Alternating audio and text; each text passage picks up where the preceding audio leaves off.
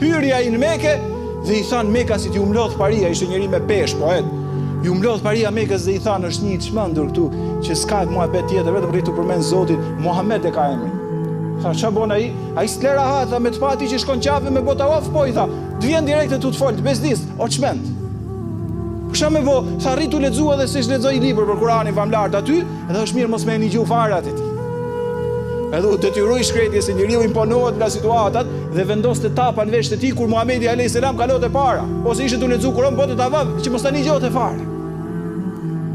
Nuk o sot historia që ca janë ngatruar, kujtojnë që Islami është prapambetje, kujtojnë që Islami s'ka lidhje me asnjë gjë, kujtojnë që Islami ka lidhje me terrorizmin, hasha lillah. Po ka njerëz që kështu kanë pa një rast, kanë pa një musliman çuditshëm atje, kanë pa një vepër edhe ato nuk kanë kohë me shpletu, s'kan kohë me dëgju ligjërat. Dhe Muhamedi alayhis salam kalonte edhe një jetin e pastër më të fuqishëm e kishte me afon dy llafe për jetë madit sot këtij personi, po ky profeti kështu, ky në anë të kundërt.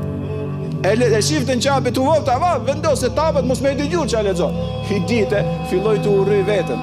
Tha, mirë këto, tha që qekan këto të shmen që më thanë kështu. Po unë i shmend jam, mos me një gjutë jetë që thot, le të thotë, se unë i mençur jam me kuptoj atë që thot. Dhe i hoqi i shkoj. Në qabe, profeti alayhis salam, sa marroi namazin, i tha, o Muhammed, tha, këto po thojnë që ti je i çmendur. To është fiksu kjo puna, besimin në Zot, ishte fillimi në Mekë.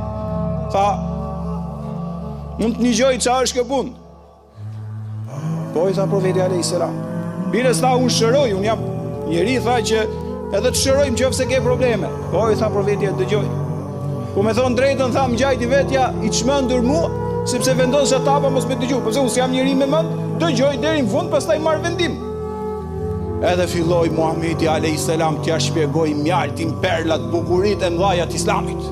Si shpun t'i shpjegoj një profet gjigant që pa historia botërore, Muhamedi alayhis salam, ati që po i zbriste, ati që u thinj nga meraku për Kur'anin, ati që kur i tha Abdullah ibn Mesudit mi lexo disa ajete, sa lexoi 3-4 ajete, thot ngreta kokën e pash, ishte mbushur në lot.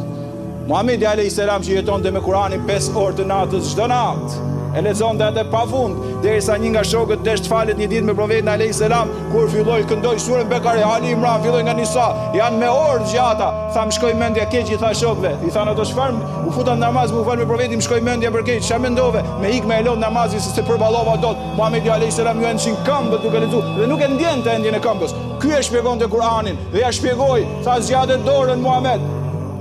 Tha për çfarë? Të dëshmoj që Zoti është një dhe një vetëm dhe Muhamedi është i dërguari i tij dhe Islami është fe e bukur. Që mos u mërzit. Por ato që Zoti informohen asnjëherë për këtë punë në dorë Zotit ja. I verbëri do justifikohet. Do i shkoj, do dalin ditë gjykimit i çmenduri. Tha Zoti i gjithësisë, mend nuk kam pas, të kisha pas, do isha besimtar i devotshëm. Tha justifiku mje. Në dorë Zotit ja. Shikojeni tefsiret e Ibn Kethirit, Tabariut, Kurtubiut. Ke shumë tefsire që i shpjegojnë, po jap vetëm një panoramë se s'është kjo esenca e udhë besotme.